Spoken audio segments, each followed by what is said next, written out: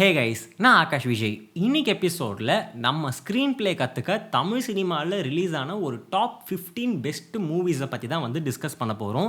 இந்த 15 படங்கள்லையும் பெஸ்ட்டாக screen play பண்ணியிருப்பாங்கப்பா அப்படின்னு நான் நினைக்கிற ஒரு 15 படங்களோட லிஸ்ட்டை தான் வந்து இன்றைக்கி வீடியோவில் நம்ம பார்க்க போகிறோம். இது எனக்கு ரொம்ப பிடிச்ச 15 படங்கள் தானே தவிர இதெல்லாம் தான் வந்து பெஸ்ட்டான ஸ்க்ரீன் ப்ளே அப்படின்னு நான் சொல்லலை.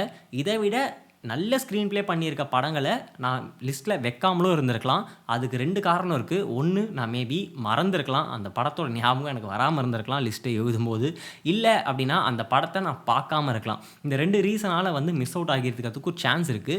ஸோ எனக்கு இந்த 15 படங்களோட ஸ்க்ரீன் ப்ளேஸ் பிடிச்சிருந்தது. நான் இதில் நிறைய விஷயங்கள் கற்றுக்கிட்டேன். நம்மளும் ஃப்யூச்சரில் பண்ணால் இந்த மாதிரி பண்ணணும் அப்படின்னு நான் நினச்ச ஒரு 15 படங்களோட லிஸ்ட்டு தான் வந்து சொல்ல போகிறேன். இதில் நிறைய ரீசன்ட் ஃபிலிம்ஸும் இருக்க போகுது, பாப்புலர் ஃபிலிம்ஸும் இருக்க போகுது.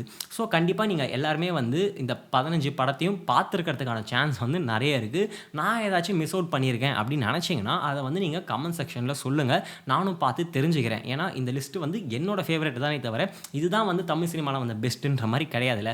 ஸோ உங்களுக்கு பிடிச்ச ஸ்க்ரீன் ப்ளேஸ் என்னென்ன அப்படின்றதையும் 15த்தையும் பார்த்ததுக்கப்புறம் நான் மிஸ் அவுட் பண்ணியிருந்தா கமெண்ட்டில் சொல்லுங்கள். வாங்க வீடியோக்குள்ளே போகலாம். ஸ்க்ரீன் ப்ளேவை எடுத்துக்கிட்டோன்னா ஸ்க்ரீன் ப்ளேயில் நிறைய ஸ்ட்ரக்சர்ஸ் இருக்குது, நிறைய ஸ்டோரி டெல்லிங் டெக்னிக்ஸ்லாம் இருக்குது. ஸோ நம்ம ஜென்ரலாக 15 ஃபிலிம்ஸ் அப்படின்னு சொல்லாமல் நான் கேட்டகரியாக பிரித்து சொல்லலாம்னு நினைக்கிறேன். அப்படி ஃபர்ஸ்ட் வந்து ஒரு ஸ்ட்ராங்கான ப்ரொட்டாகனிஸ்ட் அண்ட் ஸ்ட்ராங்கான ஆன்டாகனிஸ்ட் 2 பேருக்கும் கதையில் ஈக்குவல் வெயிட்டேஜ் இருக்க மாதிரியான படங்களை பற்றி ஃபஸ்ட்டு வந்து நம்ம பேசுவோம். இப்படி வந்த படங்களில் எனக்கு பிடிச்ச படங்கள் அப்படின்னு பார்த்தீங்கன்னா ஒரு 3 படம் இருக்குது. ஃபர்ஸ்ட் வந்து விக்ரம் வேதா. ரீசன்ட் டைமில் வந்து என்னை ரொம்ப யோசிக்க வச்ச, ஆச்சரியப்பட வச்ச ஒரு ஸ்க்ரீன் ப்ளே ஸ்ட்ரக்சர் வந்து விக்ரம் வேதா. அது நாட் ஜஸ்ட் ப்ரொட்டாகனிஸ்ட் ஆன்டாகனிஸ்ட் அது மட்டும் கிடையாது. அதை தாண்டி அதில் ஒரு நான் லீனியர் ஸ்டோரி டெல்லிங் இருக்கும். ஃப்ரண்ட் அண்ட் பேக் போயிட்டு வந்திருப்பாங்க. ஒரு இப்போ ப்ரெசென்ட்டில் என்ன நடக்குது, ஃப்ளாஷ்பேக்கில் என்ன நடக்குது அப்படின்ற மாதிரி போயிட்டு வந்திருப்பாங்க.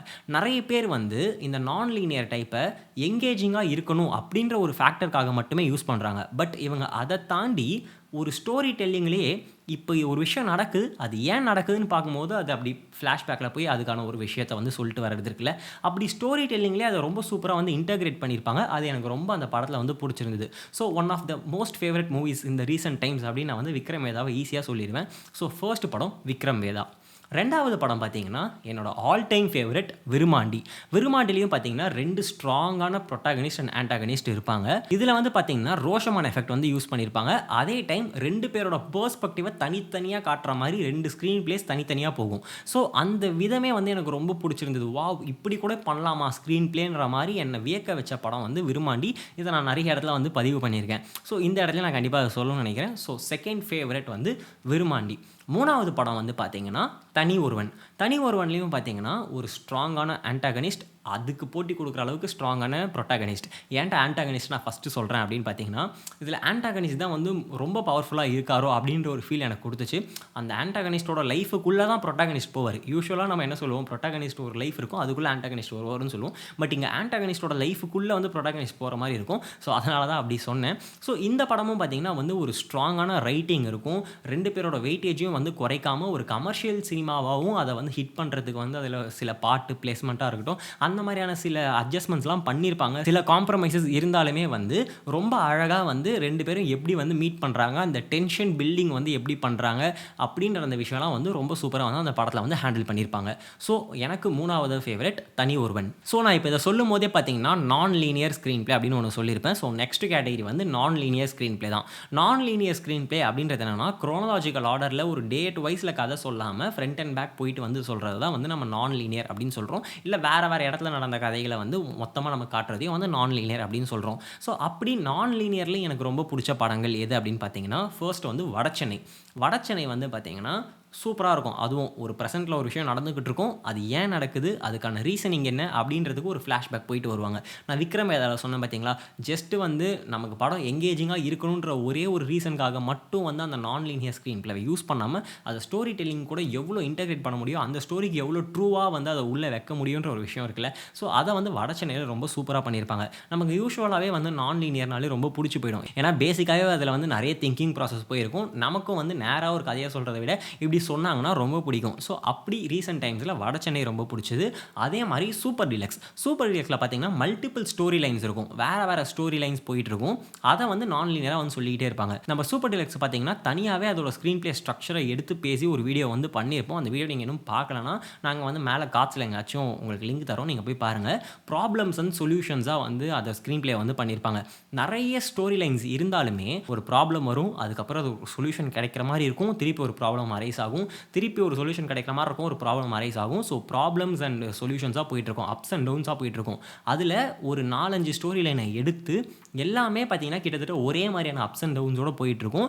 நம்மளை அது ரொம்ப எங்கேஜிங்காகவும் வச்சுது, இன்ட்ரெஸ்டிங்காகவும் வச்சுது. அதே மாதிரி ரொம்ப கம்மி சீன்ஸோட டியூரேஷன், ஒரு சீனுக்கு இருக்க டியூரேஷன் ரொம்ப பெருசு, பட் ஸ்டில் அது எங்கேஜிங். இப்படின்ற மாதிரியான நிறைய ஃபேக்டர் வந்து சூப்பர் டீலக்ஸில் வந்து எனக்கு பிடிச்சிருந்தது. ஸோ எப்பயுமே வந்து ஒன் ஆஃப் தி ஃபேவரட் மூவியில் வந்து எனக்கு சூப்பர் டீலக்ஸ் இருக்குது. ஸோ 5th பொசிஷன் வந்து சூப்பர் டீலக்ஸ். லிஸ்ட்டில் 6th இருக்கக்கூடிய படம் என்னென்னு பார்த்தீங்கன்னா, இதுவும் ஒரு நான் லீனியர் படம் தான், ஆயுத எழுத்து. ஆயுத எழுத்தில் பார்த்தீங்கன்னா 3 வேறு கதைகள், அது வந்து லிங்க் ஆகிற ஒரு முக்கியமான ஒரு இடம், அதுக்கப்புறம் என்ன ஆகுது அப்படின்ற மாதிரி அதோட ஸ்க்ரீன் பிளே இருக்கும். அந்த படத்தில் வந்து 3 கேரக்டர்ஸ், 3 ஸ்டோரி லைன்ஸுன்றது கூட ஒவ்வொரு கேரக்டருக்குமே வந்து ஒரு கலரை அசோசியேட் பண்ணி அதுக்கு அவங்களுக்கு ஏற்ற மாதிரியான கேரக்டர் டிசைன் கொடுத்து அதுக்கேற்ற மாதிரி வந்து அந்த படத்தை வந்து ஒர்க் பண்ணியிருப்பாங்க. ஒரு கேரக்டர் டிசைனுக்கு ஏற்ற மாதிரி அவங்களுக்கு ஒரு கலர்ஸ், அவங்களுக்கு ஒரு மூட் அண்ட் டோன், இப்படின்ற மாதிரி அந்த படத்தை செட் பண்ணி வந்து பண்ணியிருப்பாங்க. ஸோ அந்த படம் மேக்கிங்காகவே விஷுவல்ஸாகவே ரொம்ப சூப்பராக இருக்கும். ரைட்டிங்லேயே பார்த்தீங்கன்னா நம்ம ஒரு ஸ்க்ரீன் பிளேவாகவே பார்த்தோம்னா கூட அதை வந்து அவங்க 3 பேரை சேர்ற விதமாக இருக்கட்டும், இல்லை அவங்க ஸ்டோரி லைன் கொண்டு வந்து இன்னொருத்தர் கூட சேர்க்கப்பட்ட விதமாக இருக்கட்டும், எல்லாமே அந்த படத்தில் வந்து ரொம்ப சூப்பராக பண்ணியிருப்பாங்க. ஸோ அந்த படத்தில் இருந்தும் நம்ம நிறைய கற்றுக்க வேண்டிய விஷயம் இருக்குது. ஸோ லிஸ்ட்டில் 6th இருக்கக்கூடிய படம் ஆயுத எழுத்து. ஸோ அடுத்த கேட்டகரி வந்து பார்த்தீங்கன்னா நம்ம கேங்ஸ்டர் எடுத்துக்கலாம். கேங்ஸ்டர் மூவிஸ் வந்து தமிழ் சினிமா வந்து எடுத்து கொஞ்சம் கொலை பண்ணியே வச்சுருக்காங்க. அதில் வந்து நல்ல படங்களும் இருக்குது. அப்படி எனக்கு பிடிச்ச படங்கள் என்னென்ன அப்படின்னு பார்த்தீங்கன்னா அதில் ஒரு 3 படம் இருக்குது. ஃபர்ஸ்ட் படம் வந்து நாயகன். நாயகன் வந்து எனக்கு ஏன் ரொம்ப பிடிக்கும் அப்படின்னு பார்த்தீங்கன்னா, நாயகனுக்கும் நம்ம தனியாக ஒரு வீடியோ பண்ணியிருக்கோம். அதில் பார்த்தீங்கன்னா அதுலேயும் வந்து ஒரு அப்ஸ் அண்ட் டவுன்ஸ் இருக்கும். அதே டைம் ஒரு கேங்ஸ்டராக ஏன் நம்ம ஆகக்கூடாது அப்படின்றதுக்கான ரீசனிங்கும் அந்த படத்துலேயே இருக்கும். ஒரு கேங்ஸ்டராக வாழறது எவ்வளோ கஷ்டம், இல்லை அவன் பண்ணுற சாக்ரிஃபைசஸ் எல்லாம் என்னென்ன அப்படின்றதெல்லாம் அதில் படத்தில் காமிச்சிருப்பாங்க. அதே மாதிரி அதில் வந்து ஒரு ஸ்லோ மோஷனில் கமல்ஹாசன் நடந்து வர்றதோ, இல்லை மாஸ் பிஜிஎம்மில் அவர் நடந்து வர்றதோன்ற மாதிரிலாம் இருக்காது. பட் இன்னைக்கு டேட்டில் ஒரு கேங்ஸ்டர் படம் அந்த மாதிரி எடுக்கிறாங்களா அப்படின்னு கேட்டிங்கன்னா வந்து ரொம்ப கஷ்டம். ஆனால் அந்த டைம்லேயே பல வருஷத்துக்கு முன்னாடியே, 30 வருஷத்துக்கு முன்னாடியே நாயகன் மாதிரியான ஒரு படத்தை எடுத்து அதில் ஒரு ஃபுல் லைஃப்பை வந்து அவங்க கவர் பண்ணி, அதாவது ஸ்டேஜஸாக போகும். அவரோட யங் லைஃப், அதுக்கப்புறம் ஒரு மிடில் ஏஜ், அதுக்கப்புறம் வந்து வயசான டைம் அப்படின்னு சொல்லி ஸ்டேஜ் பை ஸ்டேஜாக வந்து பேசியிருப்பாங்க. ஒரு இடத்துலையும் அவருக்கு ஒரு லாஸ் நடக்கும். பட் ஸ்டில் அவர் வந்து அந்த மக்களுக்காக ஏதோ ஒன்றையும் பண்ணிக்கிட்டே இருந்திருப்பார். ஸோ இந்த 2 விஷயத்தையும் வந்து அழகாக வந்து கோர்த்து வந்து அந்த ஸ்க்ரீன் பிளேவை கொண்டு போயிருப்பாங்க. ஸோ கண்டிப்பாக வந்து நாயகன் வந்து பெஸ்ட்டான ஸ்க்ரீன் பிளே. அதே மாதிரி கேங்ஸ்டர் படம் நம்ம சொல்லும்போது இந்த படத்தை பற்றி பேசாமல் இருக்கவே முடியாது. புதுப்பேட்டையில் வந்து எப்படா இந்த மனுஷன் இப்படிலாம் சீன்ஸ் யோசிச்சாருன்ற மாதிரி பல சீன்ஸ் இருக்குது. நான் எப்பயுமே எல்லாருக்கிட்டையுமே திருப்பி சொல்கிற ஒரு சீன் வந்து, தாலி எடுத்து கொடுக்க போன இடத்துல அவனே தாலி கட்டுறான் அப்படின்ற மாதிரியான ஒரு சீன். இதை வந்து எப்படி டேரக்டர் யோசிச்சிருப்பாரு அப்படின்றத நினைக்கும் போதே வந்து எனக்கு அடேங்கப்பா வேறு லெவல்ரா செல்வராகவன் அப்படின்னு நினைக்க வைக்கக்கூடிய ஒரு படம் வந்து புதுப்பேட்டை. ஸோ அந்த படத்துலையும் பார்த்தீங்கன்னா ஒரு கேங்ஸ்டராக ஆகிறதால, ஒரு ரவுடியாக போகிறதால அவனோட லைஃப்பில் அவன் பண்ணுற சாக்ரிஃபைசஸ் என்ன அப்படின்றதையும் காமிச்சிக்கிட்டே வருவாங்க. ஸோ ஒரு கேங்ஸ்டர் படத்தை ரொம்ப ட்ரூவாக வந்து எடுத்திருப்பாங்க அப்படின்ற மாதிரி நம்ம சொல்லலாம். ஒரு சில இடத்துல வந்து ஒரு ட்ராமாக்காக சில விஷயங்கள் வந்து சினிமேட்டிக்காக ஆட் பண்ணி இருந்தாலுமே நமக்கு பார்க்கும்போது வந்து ஒரு லைஃபாக வந்து அது சூப்பராக வந்து கவர் பண்ண மாதிரி வந்து புதுப்பேட்டை நமக்கு கண்டிப்பாக அந்த ஃபீலை கொடுக்கும். So one of the best screenplay புதுப்பேட்டையில் இருக்கிறது எந்த வித டவுட்டுமே கிடையாது. அதுக்கு அடுத்தது இந்த கேங்ஸ்டர் கேட்டகரியிலேயே 3வது படம் நம்மளோட ஓவரால் லிஸ்ட்டில் வந்து 9th ஃபிலிம் என்ன அப்படின்னு பார்த்தீங்கன்னா, இந்த படம் வந்து நான் ரீசெண்ட் டைம்ஸில் நிறைய பேர் இதை பற்றின ரைட்டப்ஸ் எழுதினதுக்கப்புறமா, இந்த படத்தை பற்றி வீடியோஸ் போட்டதுக்கப்புறமா தான் இந்த படத்தில் இவ்வளோ விஷயங்கள் இருக்கான்னு சொல்லி நான் ரீவிசிட் பண்ணேன். சின்ன வயசில் பார்த்துருக்கேன், அப்போ அதோட அருமை தெரியல. இப்போ பார்க்கும்போது தான் இது உண்மையிலே கிளாசிக் தான்ப்பான்னு ஃபீல் பண்ண ஒரு படம் வந்து சுப்பிரமணியபுரம் தமிழ் சினிமாவில் வந்த ஒரு மோஸ்ட் அண்டர்ரேட்டட் ஃபிலிம்னு நிறைய பேர் வந்து கொஞ்ச நாளைக்கு முன்னாடி வந்து ரைட்டப்ஸ்லாம் எழுதிட்டு இருந்தாங்க. அதை பற்றி வீடியோஸ்லாம் நானும் பார்த்துட்டு இருந்தேன். சின்ன வயசில் நம்ம அந்த படம் பார்த்துருக்கோம், பெருசாக எந்த வித இம்பேக்டே ஏற்படுத்தினதில்லை. இப்போ நான் திருப்பி போய் அதை ரீவிசிட் பண்ணும்போது தான் அதில் என்ன மாதிரியான தீம் அவங்க எடுத்து கையாண்டிருக்காங்க, அது எவ்வளோ ட்ரூவாக பண்ணியிருக்காங்க, எவ்வளோ லைஃப் அந்த படத்தில் இருக்குது, இப்படின்ற மாதிரியான விஷயங்கள் எல்லாமே எனக்கு வந்து புரிய ஆரம்பிச்சது. ஸோ சுப்பிரமணியபுரம் கண்டிப்பாக ஒரு பக்கா கேங்ஸ்டர் படம் அப்படின்னு சொல்ல முடியாது. பட் அந்த லைஃப்பை ட்ரூவாக காமிச்சு அந்த தீமை கரெக்டாக யூஸ் பண்ண ஒரு படத்தில் வந்து சுப்பிரமணியபுரம் இருக்கும். ஸோ அதனால் சுப்பிரமணியபுரமாக கண்டிப்பாக வந்து இந்த லிஸ்ட்டில் வச்சாகணும்னு நினச்சேன். அதனால தான் வந்து அந்த படத்தை உள்ளே வச்சுட்டேன். ஸோ அடுத்தது 10th அண்ட் 11th என்ன ஃபிலிம்ஸ் அப்படின்னு பார்த்தீங்கன்னா கமர்ஷியல் ஃபிலிம்ஸ் இது சொல்லலாம்னு நினச்சேன். ஏன்னா கமர்ஷியல் சினிமா அப்படின்றத வந்து இன்றைக்கி ட்ரெண்டில் வந்து அது என்னப்பா கமர்ஷியல் படம்ப்பா, அது சும்மா பாட்டு ஃபைட்டுன்னு வச்சு எடுத்துட்டாங்கப்பா அப்படின்னு சொல்லி எகத்தளமாக பார்க்குற ஒரு ஜென்ரேஷன் வந்து உருவாகிட்டு இருக்கு. ஆர்ட் ஃபிலிம்ஸ் தான் கெத்து, கமர்ஷியல்லாம் வந்து வேஸ்ட் அப்படின்ற மாதிரி. பட் அந்த கமர்ஷியல் சினிமாவில் ஒரு புதுசான ஒரு விஷயத்தை கொண்டு வந்து அதை ஒரு ஸ்ட்ரக்சரில் சொல்கிறதுன்றது ரொம்ப கஷ்டம். ஏன்னா அட்லீஸ்ட் ஒரு ஆர்ட் ஃபிலிமாச்சும் வந்து நீங்கள் வந்து ஒரு கான்செப்ட் யோசிக்கிறீங்க, அந்த கான்செப்ட்டுக்கு ட்ரூவாக இருக்கீங்க, அதை வச்சு கதை பண்ணுறீங்க, ஓகே. பட் ஒரு கமர்ஷியல் சினிமான்னு வரும்போது நீங்கள் ஃபர்ஸ்ட் ஆஃப் ஆல் புதுசாக ஒரு ஐடியாவோட வரணும். அந்த ஐடியாவை நீங்கள் சாங்கு ஃபைட்டுன்ற அந்த பேக்கேஜுக்குள்ளே எடுத்துகிட்டு வந்து ஃபிட் பண்ணணும் அப்படின்றது ரொம்ப கஷ்டமான ஒரு விஷயம். அதில் வந்து எனக்கு ரொம்ப பெஸ்ட்டாக பண்ணியிருக்காங்கப்பான்னு நான் நினச்ச படங்கள் 2. ஒன்று வந்து கேவி ஆனந்த் டைரக்ட் பண்ண சூர்யா நடித்த அயன். இந்த படம் வந்து அந்த கான்செப்டும் ரொம்ப புதுசாக இருக்கும், அதே டைம் அதோட பேக்கேஜ் பண்ண விதமும் சூப்பராக இருக்கும். அதில் லவ் இருக்குது, ஃப்ரெண்ட்ஷிப் இருக்குது, ஒரு துரோகம் இருக்குது, எல்லாமே வந்து அந்த படத்தில் இருக்குது. ஒரு கமர்ஷியல் படத்தில் என்னென்ன எலிமெண்ட்ஸ்லாம் இருக்கணுமோ, காமெடி எல்லாமே அந்த படத்தில் இருக்குது. அதை சூப்பராக பேக்கேஜ் பண்ணியிருப்பாங்க. இன்றைக்கும் நம்ம டிவியில் உட்காந்து பார்த்தோன்னா அந்த படத்தை மிஸ் பண்ணாமல் கண்டிப்பாக உட்காந்து பார்ப்போம். எப்பயும் நம்மளை எங்கேஜ் பண்ணுது. ஸோ அந்தளவுக்கு அயன் வந்து one of the best screen plays. அதே மாதிரி துப்பாக்கிக்கும் பார்த்திங்கன்னா நம்ம வந்து சர்க்கார் துப்பாக்கியை வந்து கம்பேர் பண்ணி ஒரு வீடியோ போட்டிருக்கோம். அதுக்கும் நாங்கள் மேலே எங்கன்னா ஐ பட்டன் கொடுக்குறோம். கிட்டத்தட்ட ரெண்டும் ஒரே மாதிரியான ஸ்க்ரீன் பிளே தான் அப்படின்னு சொல்லி ஒரு வீடியோ போட்டிருப்போம். துப்பாக்கி வந்து ஏன் பெஸ்ட் அப்படின்னு பார்த்தீங்கன்னா அதில் எனக்கு இப்பயும் நினச்சா வந்து நான் ஆச்சரியப்படுற விஷயம் வந்து காஜல் அகர்வாலை யூஸ் பண்ண விதம். என்னடா காஜல் அகர்வாலாக நிறைய பேர் கேட்பீங்க. ஆமாம், அதில் வந்து காஜல் அகர்வால் ஜஸ்ட் ஒரு லவ் கேரக்டர், அது ஒரு தனி ட்ராக் மாதிரி இல்லாமல் டேரக்டர் வந்து எப்படியாச்சும் இவங்களை கதைக்குள்ளே இன்டெகிரேட் பண்ணணும்னு சொல்லி கஷ்டப்பட்டு சிலதை பண்ணியிருப்பாங்க. அது நமக்கு சிலது ஆர்டிஃபிஷியலாக ஃபீல் ஆகும். பட் ஸ்டில் அந்த ஒரு எஃபர்ட் எடுத்து அந்த அளவுக்காச்சும் பண்ணியிருக்காங்களே. ஏன்னா வேறு ஒரு சைடில் வந்து ரொம்ப பரபரன்னு போகிற ஒரு படத்தில் காஜல் அகர்வாலை இந்த ஸ்டோரிக்குள்ளே கொண்டு வந்து அவங்களையும் இந்த ஸ்டோரியில் ஒரு காசாக இருக்கணும்னு வச்ச விஷயம் வந்து ரொம்ப சூப்பராக இருக்கும் துப்பாக்கியில். ஸோ அதனாலேயே எனக்கு துப்பாக்கி ஸ்க்ரீன் பிளேயும் ரொம்ப பிடிக்கும். ஸோ லாஸ்ட் 4 படம் என்ன அப்படின்னு பார்த்தீங்கன்னா இந்த 4த்தையும் வந்து எந்த கேட்டகிரிக்குள்ளேயும் என்னால் வைக்க முடியல. ஸோ தனித்தனியாக இந்த படத்தை வந்து நான் சொல்கிறேன். 12th வந்து என்ன படம்னு பார்த்தீங்கன்னா தேவர் மகன் வந்து one of the best screen plays அப்படின்னு சொல்லி எல்லாருமே சொல்லுவாங்க. கண்டிப்பாக நானும் சொல்லுவேன். ஏன் அப்படின்னு பார்த்தீங்கன்னா மிஷ்கினே வந்து ஒரு இன்டர்வியூவில் சொல்லியிருப்பாரு, த ஹீரோஸ் ஜேர்னியை வந்து கரெக்டாக யூஸ் பண்ண படம் வந்து தேவர் மகன் அப்படின்னு சொல்லி. அந்த ஓப்பனிங் ஷாட்லேருந்து எண்டிங் ஷாட் வரைக்கும் நடக்கிற ஒரு கனெக்ஷனாக இருக்கட்டும், இல்லை அதுக்குள்ளே அவர் போய் எப்படி வந்து அவர் அந்த லைஃபுக்குள்ளே அடாப்ட் ஆகிறாரு, அதுக்குள்ளே அவருக்கு எப்படி ஒரு பிரச்சனை வருது, அதுலேருந்து அவர் எப்படி வெளியே வராருன்னு அந்த ஓவரால் ஸ்க்ரீன் பிளேவே பார்த்தீங்கன்னா ஹீரோஸ் ஜேர்னியில் வந்து சில ஸ்டேஜஸ் கொடுத்துருப்பாங்க. இந்த ஸ்டேஜெல்லாம் வந்து ப்ரொட்டாகனிஸ்ட் வந்து கடந்து போகணும்னு சொல்லி அது மொத்தத்தையுமே வந்து அழகாக வந்து அந்த படத்தில் வந்து கவர் பண்ணியிருப்பாங்க. ஹீரோஸ் ஜேர்னி கூட நம்ம வந்து ஒரு வீடியோ போட்டிருக்கோம். நீங்கள் அதையும் பார்க்கலாம். நாங்கள் எல்லாத்துக்குமே ஹை பட்டன் கொடுக்குறோம். இப்போது இந்த ஸ்க்ரீன் பிளேஸ் பற்றிலாம் பேசும்போது தான் இதில் எத்தனை படங்களுக்கு நம்ம வீடியோ பண்ணியிருக்கோம், எத்தனை கான்செப்ட்ஸ்க்கு நம்ம வீடியோ பண்ணியிருக்கோம்னு நம்மளே வந்து ஸ்கிரிப்ட் ரிலேட்டாக இவ்வளோ வீடியோ பண்ணிட்டோமான்னு சொல்லி எங்களே யோசிக்க வைக்குது. ஸோ நீங்கள் நம்மளோட பிளேலிஸ்ட்லாம் போய் செக் பண்ணி பாருங்கள். நிறைய ஸ்கிரிப்ட் அண்ட் ஸ்க்ரீன் பிளே ரிலேட்டடான வீடியோஸ் இருக்கும். உங்களுக்கும் யூஸ்ஃபுல்லாக இருக்கும்னு நினைக்கிறேன். பாருங்கள். அதுக்கு அடுத்த படம் பார்த்தீங்கன்னா அருவியோட ஸ்க்ரீன் பிளே பார்த்தீங்கன்னா ஒரு ஃப்ரீ ஃப்ளோயிங் நேச்சரில் இருக்கும். ஒரு ஜேர்னி மாதிரி வந்து அந்த படத்தை கொண்டு போயிருப்பாங்க. அதுலேயும் எஸ்பெஷலி அந்த லாஸ்ட் ஒரு 20 மினிட்ஸ் செக்மெண்ட்லாம் வந்து எப்படி ஒரு வெகுஜன மக்களுக்கு காட்டுற ஒரு சினிமாவில் இந்த மாதிரியும் பண்ணலாம் அப்படின்னு சொல்லி டேரக்டர் யோசிச்சார் அப்படின்றதே வந்து ஒரு பயங்கரமான ஒரு விஷயம். அதை அவர் எக்ஸிக்யூட் பண்ணி அது வந்து ஹிட்டும் ஆச்சு. ஸோ அருவி வந்து இன்றைக்கி டேட்டில் ஒரு மறுக்க முடியாத படமாக வந்து மாறிடுச்சு. ஸோ அருவி கண்டிப்பாக one of the best screen plays. அதே மாதிரி தான் வந்து பரியேறும் பெருமாளும் வந்து பார்த்திங்கன்னா ஒரு கேஸ்ட்டு அதில் இருக்க பிரச்சனை அப்படின்னு பேசின ஒரு படம்.